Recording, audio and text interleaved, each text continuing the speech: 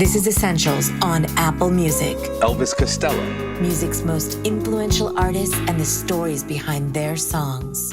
I'm so thrilled we're going to be able to just pick certain moments throughout this journey with music attached to be able to get some stories and find out how you get to an album like Hey Clockface. You know something? I really do think that when they write the kind of retrospective thing and they attach these labels to my name, particularly with regard to 1977, 78, I don't actually think any of the good groups, any of my contemporaries, saw themselves as punk or new wave. The Clash thought they were the Clash. Chrissie Hynde thought she was Chrissie Hynde. Yeah. I knew I was me. I was also on an independent record label that almost went out of its way to sign people who didn't fit elsewhere. They had me because I was different to Ian Dury, that I was different to Nick Lowe. I was originally hired as a songwriter anyway, not as a recording artist. And then when they realized how many songs I was writing and the fact that nobody else could sing them, because they're kind of tricky, not in any way that you need to be an opera singer to sing them, but they are quirky, and they perhaps best come out of this mouth, you know? Yeah, for sure. Yeah. Case in point, Allison, this is a beautiful piece of music. Where we're going to start. I love Allison. I've told the story of that song many times and people know it, not least of all because it was also the first song of mine covered by another artist and taken to an audience that was very different to mine. Linda Ronstadt almost immediately covered that song. Watching the Detectives was the first record I made. Boom. That was the first. That's when I knew I was making records. My first album was a group of really great songs, and I was super lucky to have the players that I had. But when I made Watching the Detectives, that's when I discovered making records. The thing that really blows my mind about this song in particular is that for an artist stepping out on his own for the first time as an artist, not just as a songwriter, to have made a body of work, which, as I said, fell more in line with a band like The Clash, not willing to be categorized the way that the music press wanted you to. What prompted you to want to make a song with a rhythm like this, to make something that felt so authentic in a space that many artists, many of your peers would never have dared? To be really honest, it was listening to the first Clash record when I first got it for a whole night. That was a jolt, that was the first long player by a group that came out of 77 that really made me sit up. I had been into the studio and I'd recorded. I may have even had a single out by then. I don't really recall. Bear in mind, my records came out as singles first. Allison was my second single and was a bomb. Nobody played it at all. And it's odd to say that it's a song that people, So I had Lesson Zero out, a couple of people noticed. Allison, few more people noticed. Then, Watching the Detectives was written in the summer of 77. So there was a lot going on. If you take in a song like Pump It Up, I love a story about that because to me, it's just another example of something I'd never heard before. I'd never heard anybody make a record that sounded like that. I'm immediately enthralled and I'm listening to this a few years after it's come out because I'm probably about 6, 7 years old when I'm hearing it for the first time. So it's probably the start of the 80s.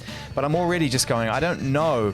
Like for me, you were from another planet. The music you were making didn't sound like any of the music that my parents were playing in and around it. It stood out. Why Pump It Up? How did that get made?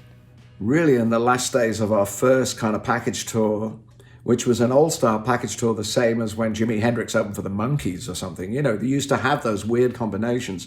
Stiff wanted to imitate like the Stax Volt Review or something. They wanted to have all their acts on one bill. First pop concert I ever went to were all bands that were managed by Brian Epstein, who managed the Beatles, but not the Beatles. It was the other groups from Liverpool that he sent out. So that tradition of the package tour had sort of died out by the late 70s, but Stiff decided to revive it. We did this, and there was a lot of, shall we say, shenanigans, that word, and various, a little bit of scampery maybe in the night, And I think I came out of it with a sort of like, well, repeating the same sins all the time, that isn't going to do it. And I wrote this song in a rhythm that I borrowed from Bob Dylan, who borrowed it from Chuck Berry, And we played it one night, it sounded good, and that was near the end of the tour. I played it the last night of the tour. 3 days later, we went into the studio and, we knew how it went. It wasn't complicated. I think it was the first take. that was it. I feel like when Armed Forces came out, you became a very reflective writer. You started looking outside your window and also attributing it to what you were feeling inside. So to me, it was a combination of self-reflection and a greater awareness. Looking outside the window became the thing I did because it was a bus window for the next 2 years. And, I don't want that to sound like any kind of bad thing. America was passing by at speed. And once we got onto a tour bus and we could watch movies, while we were traveling, those movies got into our attitudes to things. We'd watch the same movies over and over again until we could recite them. Both day and night, lots of things passing by seemed like the beginning of a song. A chance encounter, some sort of romantic escapade in the small hours, some sort of misadventure that I some of which I reflected on as, you get conflicted feelings, about that when you've pledged to somebody and then you lose your bearings. You're, as the old gospel song, country song says, drifting too far from shore. And that was certainly true. And that's probably what ended up in a song like Accidents Will Happen. By the time we got to Armed Forces, I was trying to make some sort of, not equivalency, but some sort of connection. I said it once in shorthand, between the war room and the bedroom, and simple as that, there were carnal things in those songs, and then there were outward-looking things about the ways of the world, represented by Oliver's Army, represented by Peace, Love and Understanding, which was Nick Lowe's song, which we cut. Actually, not even on that album, in my opinion. No, it was a B-side, right? It was a B-side for Nick Lowe, and then it was added to the American version of Armed Forces. So to me, it's always stood alone, separate to that album. But I know American listeners regard it as part of the album. How does a song like Oliver's Army become what it is? How does it become something that you play over and over again throughout your life? Find new ways to interpret it. I reviewed and reminded myself from watching the most recent Glastonbury performance of 2013 that you are always looking for new ways to create arrangements, to breathe life into songs, to let the crowd connect in different ways, and yet it started with its original structure. And I wonder if you knew instantly when you finished Oliver's Army that it was going to be a song like that for you. No, it very nearly didn't make the record. I mean, it was headed for a B-side, and Steve Naive said, give me a go. I got a piano part. And we let him go because as we had gone on over those first two records with the Attractions, we had let him play more and more piano because he was a classically trained musician. He was actually an organ student.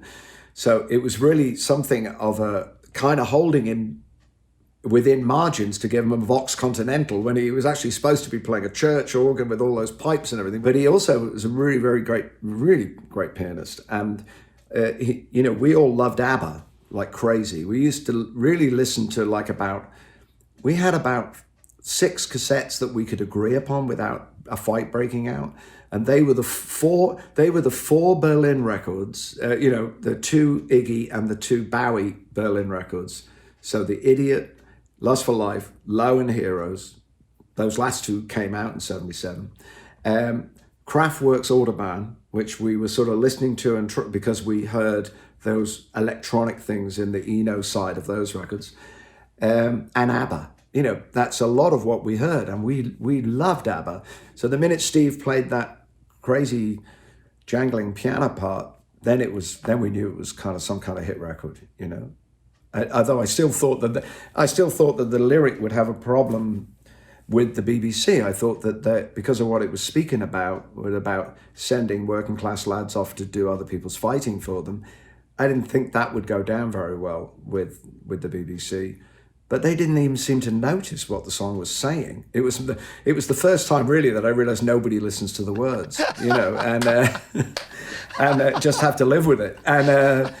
And suddenly we're on top of the pops, and in the pop papers, like as if we're Blondie or something. We were, at the same time as Blondie were hitting with these. We were actually, Heart of Glass was hitting around the same time. Yeah. So were the Bee Gees. So were ABBA. Suddenly we're in a chart with the people we were copying. Well, it goes on to inform, your writing from that point forward. And I've seen this time and time again with my favorite artists. When you make a break like that, as strange as it may seem to some, a lot of times time is very kind to those records for people who didn't understand them in the first place. And a way to get to that point is that you hear it you hear the influence of that process in songs to come, but it makes more sense. And I think about a song like Every Day I Write the Book.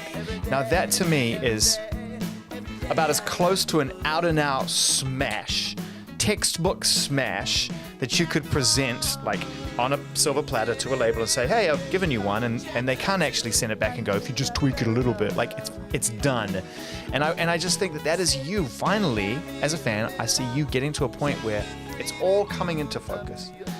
You know, your magpie innovation, your desire to push the boundaries, but also your desire for craft coming together on that song. That record, Punch the Clock, was made after what I thought was the most ambitious and successful example of us using the studio to make a record like Imperial Bedroom, which was had probably the same degree of range as both Look Now and Hey Clockface do. It was, it had very intimate ballads and wild sounding, aggressive sounding things. And it was orchestrated to some degree, as Look Now was. But it wasn't very successful. And I think we were still in that world where you made a record and that's how you made your living. You hoped to sell some records, but you most of all hoped to book some tours. And if your record wasn't a success, then the tour wouldn't be very successful. So we went into the studio with our friend Clive Langer and his partner Alan Winstanley. They had, by that point, made hit after hit after hit with Madness, later with Dexys Midnight Runners, big hits, particularly. Yeah, they dominated UK radio at that point. They dominated. They were like, the next team that had the same kind of success as Chin and Chapman did in the 70s, or Mickey Mouse did. It was like that. Everything they did. And Clive knew what we liked, but he also knew what we needed to do to get a record back on the radio. And I have sometimes made it sound as if I don't like those records, because I think sometimes that process like disguises the feeling. But we cut one of the single greatest performances the Attractions ever played, which is the song Shipbuilding, for one thing, is on that same record as Every Day I Write the Book. But Every Day I Write the Book was a weird one because it made us almost like, it was like, okay, they're actually going to have a hit. They've been around for 5 or 6 years without any actual chart success.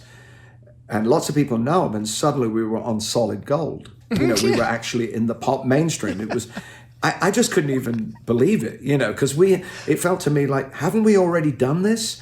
I'm on it and I'm going along with the whole routine. Yeah. But we had got over being on Top of the Pops in England. That was kind of old. You thought that's where the road ended. Oh no.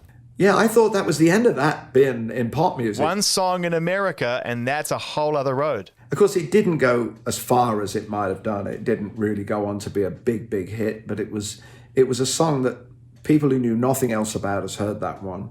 People have come up to me, all sorts of different people from different forms of music have heard that one, if nothing else. I can't wait to the next time we speak. I can't. I'm going to make sure this isn't the one and only time we talk, because there's so much more to talk about, and I really appreciate you. Thank you, Elvis. Every day I write the book.